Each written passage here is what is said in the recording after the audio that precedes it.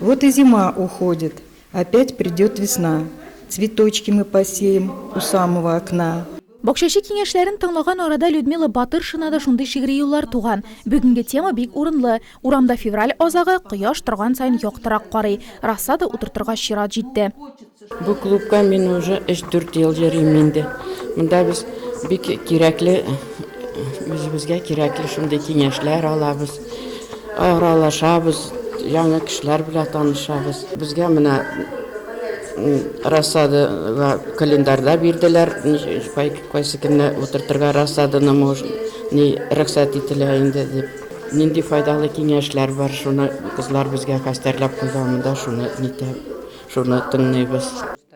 Зирәклек клубы 2014 елдан гамәлдә. Әгъзалары нигездә лаеклы ялда булган ханымнар, апалар. Аларның тәҗрибәсе, тапкырлыгы һәм гомер буена туплаган белем күнекмәләре утырышлар темасын байыта.